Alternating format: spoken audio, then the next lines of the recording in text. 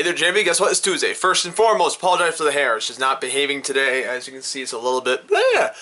Anyway, today I want to talk to you about this.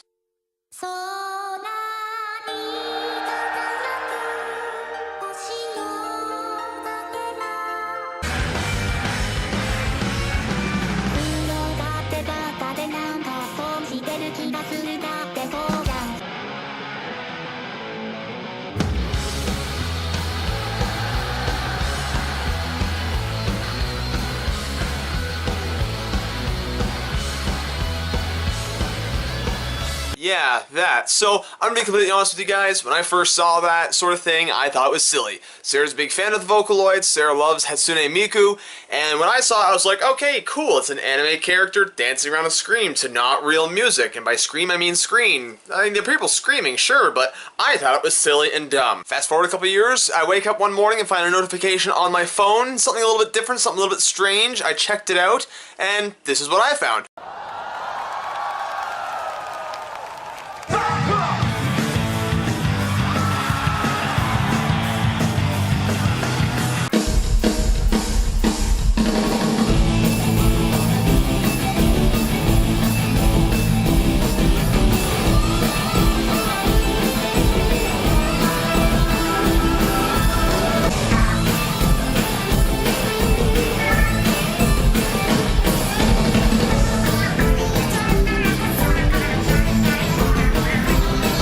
So yeah, it turns out Nintendo hosted something very similar to the Vocaloids. They put the Swit Sisters on stage and had them sing Splatoon songs to an audience at a concert of their own. Now, while this was a couple weeks ago, and it seemed to be a one-off deal, the fact that Nintendo put the Swit Sisters on stage for a concert of their own, in a format not unlike what Hatsune Miku was doing, and the rest of the Vocaloids for that matter, it got me thinking, okay, so it seems there's something to this.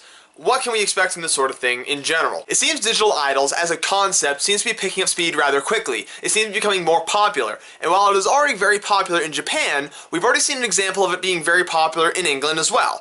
If you know the band The Gorillaz, which hopefully you do, their music is absolutely amazing, hip-hop band, their band members are actually cartoon characters. They're not real people. I mean, people singing the music and playing the guitar and banging on the drums, those are real people. But the characters from the band, 2D, Murdoch, Noodle, and I want to say Rufus, that's not right. Russell. And when they used to do the concerts, the Gorillaz used to do concerts, you would have the band on the main stage doing what they do, but above that you would have a screen of the cartoon characters jamming out, telling the story, so on and so on. Now we have way more sophisticated technology. We can do 3D renders of characters on stage. No longer is it just a screen above the stage with the character. Now their character is actually on stage, almost lifelike. They're dancing around, they're singing to the music, they're waving and talking to their fans. Whatever you want to have them do, you can do that now because of how technology has advanced. In fact, the Swit Sisters often did little story things between each of their songs. Never really any feedback, you could say whatever you want as the audience and it didn't matter, but the idea that you can still do something much more engaging like that is really quite neat. And think about it, if Nintendo's jumping in on this sort of opportunity and the Gorillaz have been doing this for years already, what's to say that Disney's not going to jump on this next? Can you imagine how fast a stadium would sell out if they were able to market that Elsa and Anna were doing a musical sing-along anywhere? And these weren't just like actors on stage, these were like the 3D rendered characters on stage. Kids would lose their mind. And what makes this really neat is that the only real limitation to any of this is the imagination of the programmers. You can make it as complex, as simple, as engaging, as interactive, as you want. The only limitation is how much effort you're willing to put into this to figure out, okay, what do we do to make this more exciting for a concert? What do we do to make this more engaging?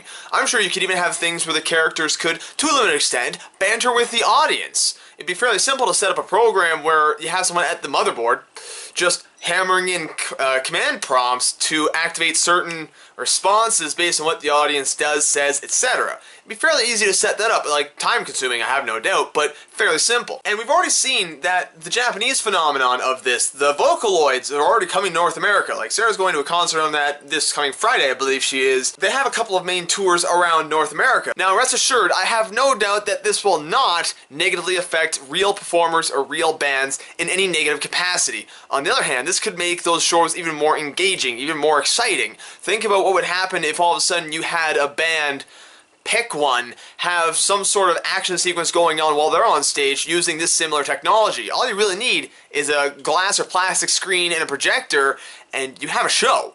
This is enhancing showmanship. This is good news, not bad news. If you think it's bad news, you're allowed to think that. I can't tell you what to think, because you're a grown adult, unless you're under the age of 18 in North America, in which case, I don't really have anything to say, other than, hi. At any rate, I'm sure this is going to be all very exciting things. I'm sure we're going to see more of this in the future from various different companies trying to capitalize on this growing speed, and it's going to be a lot of fun to see how that develops. And, as always, if you like this video, give a big old thumbs up. If you didn't like it, big old thumbs down works too. Constructive feedback and criticisms in the comments is always appreciated.